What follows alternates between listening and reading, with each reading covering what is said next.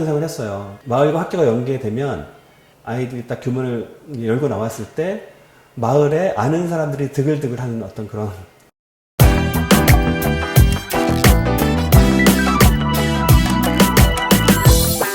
세 가지 원칙을 얘기했어요. 첫 번째는 이거는 서로 상생해야 된다. 이 정책이 마을을 힘들게 하고 학교를 힘들게 한다면 이거는 안 하는 게 맞다. 근데 내가 보기에 이거는 마을도 학교도 되게 좋을 것 같다라는 어떤 첫 번째 상생의 원칙과 두 번째는 이게 마을의 콘텐츠가 또다시 선생님의 영역을 침범해서는 안 된다. 이를테면 사교육이라고 하는 건 사교육 영역이 있는데 공교육이 하는 걸 사교육이 대체하니까 서로 다투는 거잖아요. 그래서 비교과 원칙을 세웠어요. 우리는 선생님들의 영역을 침범하는 게 아니라 선생님들이 할 수 없는 비교과 문예체육 영역을 주로 가져가자. 그걸.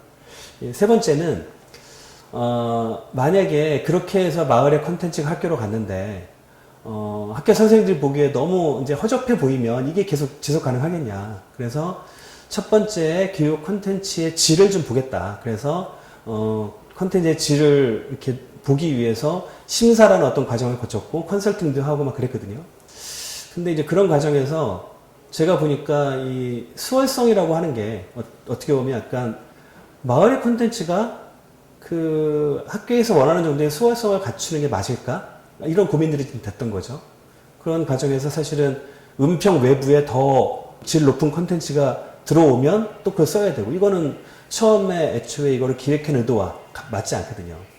저는 이런 상상을 했어요. 마을과 학교가 연계되면 아이들이 딱 교문을 열고 나왔을 때 마을에 아는 사람들이 드글드글 하는 어떤 그런 어떤 모습?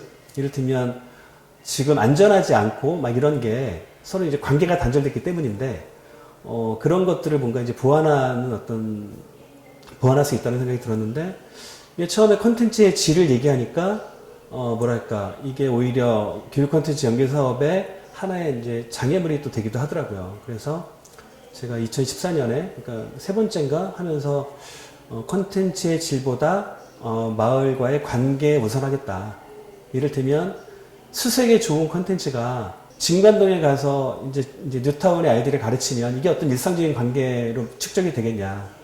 그래서 나는 수색의 콘텐츠는 그냥 수색 안에서 이제 만들어지고 일상적인 관계가 만들어지면서 마을과 학교가 좀 이렇게 하나의 어떤 공동체로 되게 원했는데 사실은 그게 제 의도대로 잘 되지 않아서 제가 2016년인가 서울시교육청에 있을 때 중간에 한번 포럼을 했던 적이 있는데 이렇게 얘기했어요. 그러니까 이 얘기가 되게 불편하게 생각하시는 분들도 있을 것 같은데 교육 콘텐츠 연계 사업은 교육을 중심으로 마을과 학교를 연계하고 하나의 어떤 작은 공동체, 교육 공동체를 만들기 위해서 이제 제안한 건데 결과적으로 지역에 소규모 비교과 사교육 업자들을 양산했다. 라는 어떤 한계가 있는 거죠. 근데 제가 또 그 다음에 구청 담당자한테 했던 얘기는 어쨌든 이게 의도치 않은 결과인데 이 의도치 않은 결과로 만들어진 이게 나의 생각과 다르다고 이거를 부정할 거냐. 이건 아니다. 어쨌든 어떤 이유로든 은평이라는 곳에 비교과 소규모 사교육 업자들이 뭐 마을과 학교의 어떤 그런 역할을 한다면 이제부터는 이분들한테 마을성을 부과하자. 그래서 이분들이 은평을 이해하고 은평에 정주하고 그럴 수 있는 어떤 방향으로 끈다면 처음에 정책을 기획했을 때 의도하지 못했던 거를 보완하기도 하고 또 어쨌든 교육 콘텐츠 연계 사업을 하고 싶어서 새롭게 들어오신 분도 많이 있거든요. 그분들의 어떤 그 방향성을 얘기해 줄 수도 있어서 그런 쪽으로 가자라고 이제 얘기를 했었고 한마디만 뭐 생각나는 게 더 하면 이게 어쨌든 은평에서 있었던 최초 사례다 보니까 다른 지역에서 많이 벤치마킹을 했어요. 그래서 다른 지역에 이제 강의를 나가기도 하고 그랬었는데 한번 성북에 간 적이 있어요.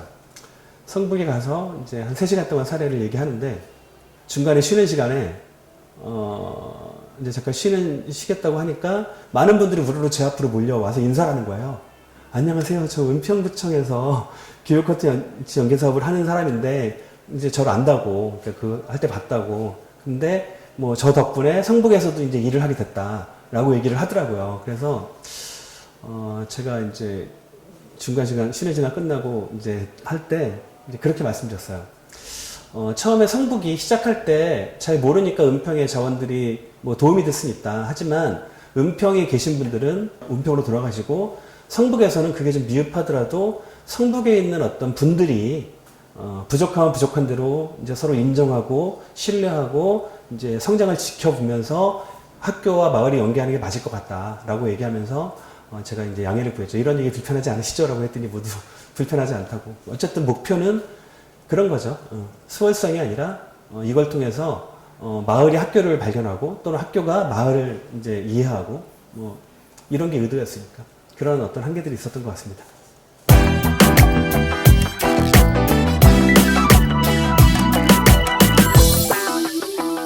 이런 얘기가 뭐 편집당할지 아닐지 모르겠는데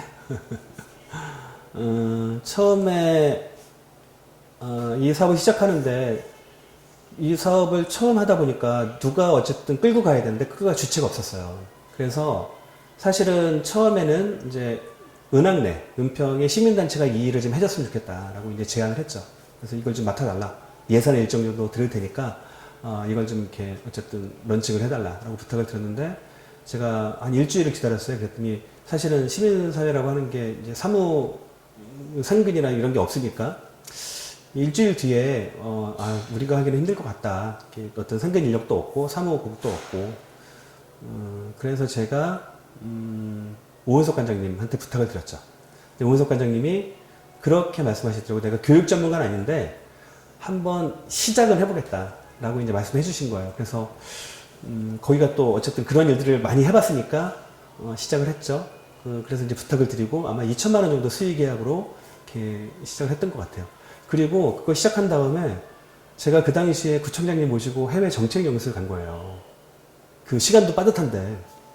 그래서 그때 가가지고 이제 그 구청장님이랑 이런저런 정책 연수 하면서 저녁 때 걱정이 한 가지가 있다. 그랬더니 그게 뭐냐. 그래서 사실은 그 부총장님이 지시하신 자기주도 학습을 이렇게 풀고 있는데 그 일만 던져놓고 여기 와서 어떻게 진행되는지 걱정이 된다라고 했더니 그때 사실은 제가 이제 구청장님한테 구체적으로 처음 보고를 드린 거예요. 그게 이렇게 하고 있다라는 걸. 그러니까 어쨌든 구청장님도 협조해 하셨고 되게 훌륭한 좋은 정책을 만들고 있다. 근데 뭐 어떻게 뭐 잘 됐으면 좋겠다라고 했는데 돌아와 보니까 되게 놀라웠던 게 그 녹번사회복지관에서 일을 훅 진행시켜 놓은 거예요. 너무 감동받았어요, 그때. 그러니까 거기가 원래 일을 많이 이렇게 했던 거고, 추진력이 좀 있어요.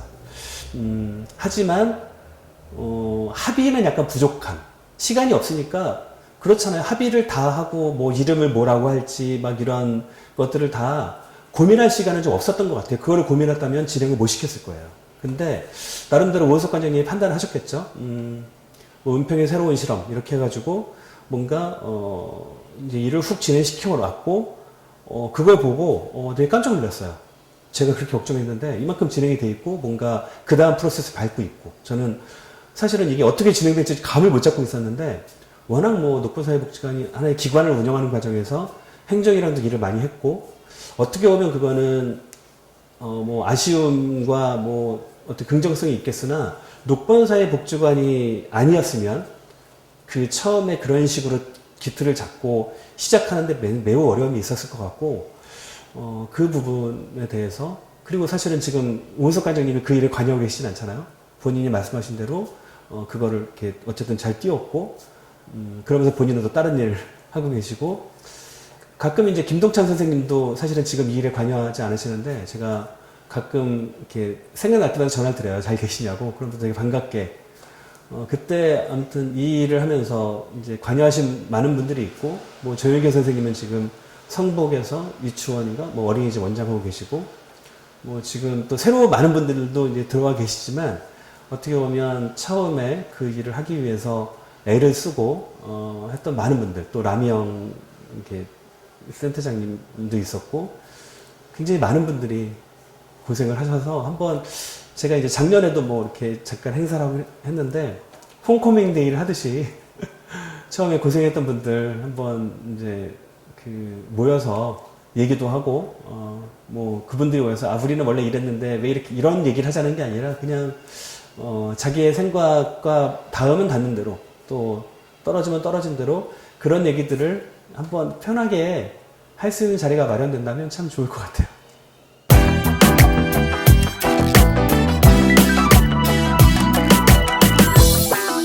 아까도 말씀드렸지만 저 또한 은평에서 굉장히 많이 배우고 성장했거든요. 지금 제가 어쨌든 교육으로 박사과정을 하고 있는 건 은평 때문이죠. 지금 저의 길, 제가 지금의 저의 어쨌든 뭐 주춧돌과 이런 것들이 되어준 게 은평에서의 경험이었고, 그래서 되게 이제 그런 경험을 함께 나눠주시고 할 수 있게 계기를 마련해주신 많은 분들한테 너무 감사드리고, 동시에 제가 지금 공부를 하는 이유가, 대한민국의 경제는 굉장히 빠르게 성장했잖아요. 근데 경제 성장에 그 부합하는 정치의 성장, 시민의 성장은 약간 안 된 것 같아요.